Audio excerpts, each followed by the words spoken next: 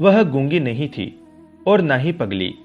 वह केवल अपनी धुन में रहती थी, अकेले हंसती थी, अकेले ही खुद से बातें करती थी। जब मन हो जाता वह स्कूल की जमीन पर ही लेट के खेलने लगती थी। शिक्षक बहुत डांट लगाते थे, लेकिन उसे कोई फर्क नहीं पड़ता था। वह केवल अपने शिक्षक का मुंह ताकती रहती थी। शिक्षक पगली कहीं की, न जाने कब सुध आएगी, अक्सर कहते थे। गांव में भी उसके प्रति यही व्यवहार था। सब उसे पगली सरिता ही कहते थे। घर वालों को उसकी चिंता नहीं थी, क्योंकि वह सभी कामों को आसानी से करती थी। बड़े हो जाने पर सब समझदारी आ जाएंगी। केवल भाव भंगिमाओं से कुछ कमजोर जान पड़ती थी। व्यवहारों और बातचीत में अभिव्यक्ति का तालमेल नहीं था, जिससे बुद्धि से कमजोर जान पड़ती थी। सरिता पढ़ने लिखने में सामान्य स्तर की बच्ची थी। माँ उसके पैदा होते ही चल बसी थी। सौतेली माँ से उसे दुलार नहीं मिला। शायद इसी वजह से उसे तन्हाई पसंद थी। उसे अपनी सहेलियों से कभी कभार ही खेलते देखा गया था। ना शिक्षक से ना अपनी सहेलियों से उसने खुल के बातें की। वह हमेशा अकेले खेलती रहती थी, किसी से कोई मतलब नहीं और ना ही किसी से शिकायत। इन सब के बावजूद वह पुस्तकों को धीरे धीरे पढ़ लेती थी। उसकी खुशी यही थी कि उसने कभी किसी से ज्यादा उम्मीद नहीं की। जब उसकी उम्र 15 वर्ष की हुई तो पिताजी और चाचा चाची को फिक्र होने लगी कि सरिता की जल्दी शादी करनी पड़ेगी।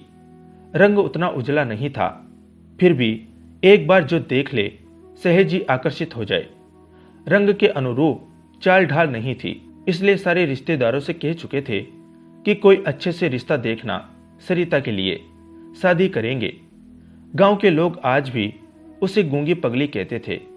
पिता जब सुन लेते तो किसियाते थे। मेरी बेटी ने किसी का क्या बिगाड़ा है जो उसे गूंगी कहते हो? निरपराध है मेरी लड़की। डर था कि कोई अच्छे रिश्ते को ये गांव बस्ती वाले बहला ना दे।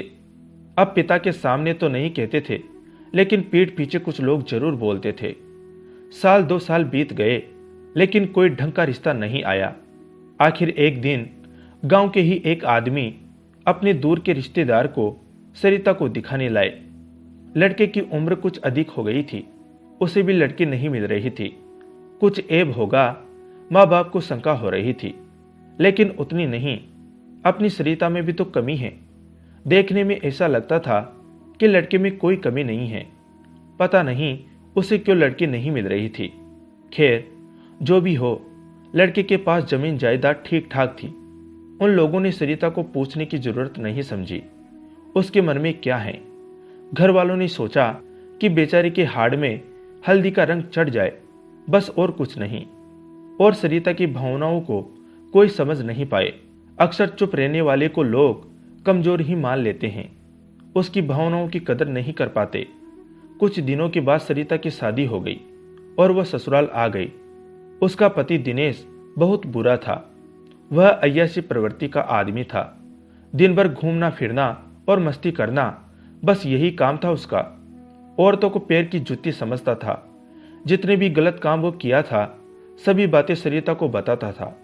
ऐसा करके उसे खुद पर गर्व महसूस होता था, मानो उसने बहुत बड़ा तीर मार लिया हो, जिससे सरिता की भावनाओं को ठेस पहुंचती थी। सरिता कुछ बोलती तो उसकी मजाक मजाक में खिल्ली उड़ाता था। कहता कि नारी होकर नर से जुबान लड़ाती हो। ऐसा भी नहीं था कि दिनेश उसके पास आने से कतराता था। वह तो जिस्म का भूखा था। जब इच्छा होती, हवस मिटा के अलग हो जाता। सरिता की भावनाओं की कभी परवाह नहीं की। पति की अवहेलना करने की वजह से घर में भी उसका सम्मान नहीं था। दिनेश अपनी बड़ी भाभी से बहुत झेपता था, क्योंकि वह बहुत खूबसूरत थी, जिससे लोग सहज ही आकर्षित हो जाते थे। जिन लोगों का स्वभाव बाहरी आकर्षण में रहता है, वे कभी भी अंतर्मन को देखने की कोशिश नहीं कर सकते हैं। सब यही मान लेते हैं कि वह समझदार ही होगा। दिनेश भी तो पूर्वाग्रही आदमी था। शारीरिक संरचना के आधार पर लोगों में अंतर कर जाते हैं। खूबसूरती से ही बुद्धि का आकलन करते थे। जो सुंदर दिखते हैं बुद्धिमान होते हैं। काले रंग से तो नफरत थी, एक ही नजर से बेवकूफ कह देते थे। लक्ष्मी, उसकी बड़ी भाभी को भी उस समय बहुत संतुष्टि मिलती थी। जब दिनेश सरिता का मजाक सबके सामने उड़ाता था, ऐसा नहीं था कि वह इन बातों को नहीं समझती थी। सरिता भावनाओं को अच्छी तरह से जानती थी, बस वह कहने की हिम्मत जुटा नहीं पाती थी। ऐसी अवहेलनाओं को वह बचपन से देखती आई थी। उस घर में सिर्फ उसके सास ससुर ही उसको मानते थे। इसके पीछे का कारण उसके चुप रहने की आदत थी। लक्ष्मी तो उल्टा जवाब दे देती थी। कुछ भी काम हो, सास ससुर दिन भर सरिता बेटी ये काम कर देना, वो काम कर देना कहते रहते थे। वहीं पर लक्ष्मी खड़ी रहती थी, फिर भी उसे कोई कुछ नहीं कहते थे। ऐसी बातों से खुद को वह उपेक्षित महसूस कर जाती थी। सरिता का दिन ऐसे ही गुजर रहा था। एक रात दिनेश उससे कहने लगा, क्यों, मुझसे तुम खुश हो ना? यूं ही पूछा था। हाँ, सरिता ने तुरंत जवाब दिया, जिसे सुन दिनेश संतुष्ट नहीं हुआ। ऐसे ही मन रखने के लिए कह रही हो? नहीं, सच कहती हूं। मैं जानता हूं औरतें कभी भी मन की बात खुल के नहीं कहती, जिसके कारण उसे समझने में गलती हो जाती है। इसलिए कहते हैं, नारी की महिमा भगवान भी पार नहीं पाते। इतना कह के दिनेश हंसने लगा, जैसे वो औरतों को अच्छी तरह से समझता है। सरिता से यह बात रही ना गई। पुरुष अपनी ही भावनाओं को पहले प्राथमिकता देते हैं, किसी भी चीज को अपने आधिपत्य में लेने में, जबकि स्त्री अपने समर्पण में, त्याग में। इसी कारण सबको अपना लेती हैं, प्रेम पाने के लिए अपना वजूद मिटा देती हैं। जिस पर पुरुष अधिकार जमाने की कोशिश करते हैं। नारी दिल से सोचती हैं और पुरुष दिमाग से ज्यादा सोचने की कोशिश करते हैं। सभी का मैं नहीं जानती, ये मेरी और आपकी बात है, सोच की और दूसरे अंतर की भी। रही बात आपकी मेरे कुछ होने की, तो आप केवल शारीरिक बनावट के आधार पर अंतर करते हैं। पता नहीं हर पुरुष सोचते हैं या आप ही।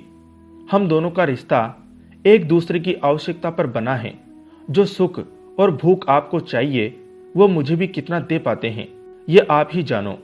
कुछ लोग पूरी जिंदगी अपने एहसासों से निकल नहीं पाते हैं, ऐसे में क्या कहें। इतना सुन के दिनेश चुप हो गया, मानो कोई झन्नाटेदार थप्पड़ जड़ दिया हो। आंखें दिखा रहा था, कुछ कहता।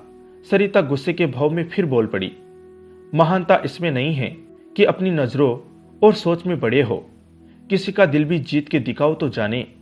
इतना कहकर वह करवट बदल ली। दिनेश निरुत्तर हो गया, सरिता को देखने लगा। इसे अब क्या जवाब दूं, वह समझ नहीं पाया। सिर्फ वह भी करवट बदल के सोचने लगा, कितनी गहराई और दर्द को छुपाए रहती हैं। मेरे बारे में इतनी सोचती हैं और मैं कभी सोच ही नहीं पाया। खुद से सवाल करने लगा। सरिता कहने के लिए कह तो दी, लेकिन डर रही थी कहीं बुरा मान ना जाए। कभी जुबान नहीं खोली थी, न जाने आज कैसे दिल की बात जुबा पे आ गई। मेरा कौन है, ना मायका और ना ससुराल। दिनेश खुद को हारा हुआ मान रहा था। दुनिया को अपनी ही नजरों से देखता था।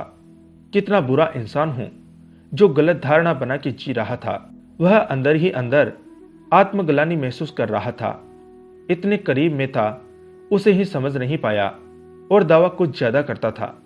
इतने दिनों से मैं धोखे में था, वह सोचने के लिए मजबूर हो गया था। उस दिन से दिनेश उसे समझने की कोशिश करने लगा। सरिता को फरकने की कोशिश करता कि उसकी समझदारी उसके कामों में भी दिखती है। घर में बड़ी भाभी ज्यादा काम नहीं करती, फिर भी उसे कोई कुछ नहीं कहते हैं। सीधे बेल को सब हाँकते हैं। जब रात हुई तो दिनेश ने फिर सरिता से कहा, तुम दिन भर काम करती हो, जबकि वहीं बड़ी भाभी कुछ भी नहीं करती हैं, टिस नहीं होती। मुझे तो ऐसा लगता है जैसे तुम्हारा शोषण हो रहा है। जिसकी जैसी चाहत है वैसे ही चरित्र व्यवहार हो जाते हैं। उसका मन उसकी चाहतों के ही प्रति सचेत कराता है। मुझे तो बचपन से सभी लोग पगली कहते थे। किसी ने मेरी चाहतों का सम्मान नहीं किया। मैंने भी ऐसी दुनिया से दूर अपने अंदर ही खुश रहने की हमेशा कोशिश की। खुशियां जहां मिलती हैं वहां ठहरने की कोशिश की। इसे मैं किसी को समझा नहीं सकती हूं, केवल अपने अंदर महसूस कर सकती हूं। दिनेश को भी लगा शायद सरिता सच कहती हैं। वह प्रतिदिन अब उससे ढेरों बातें करने लगा, और जो आदमी किसी की बातों को सुनते हैं या समझते हैं वह दिल से पसंद आ ही जाते हैं। उसी से प्रेम की अनुभूति भी होती है। दिनेश धीरे धीरे बाहरी दुनिया को छोड़ने लगा और सरिता से ढेरों बातें करने लगा, जिससे सरिता की खामोशी टूटने लगी। उसे जिस चीज की तलाश थी उसे मिलने लगी। घर में भाभी अक्सर मजाक में दिनेश को कहती, यह दिनेश भी पगली के साथ में पगला हो गया है। जिसका जवाब दिनेश नहीं दे पाता था, केवल मुस्कुराकर रह जाता, मानो कह रहा हो, हाँ मैं हूं। धन्यवाद दोस्तों।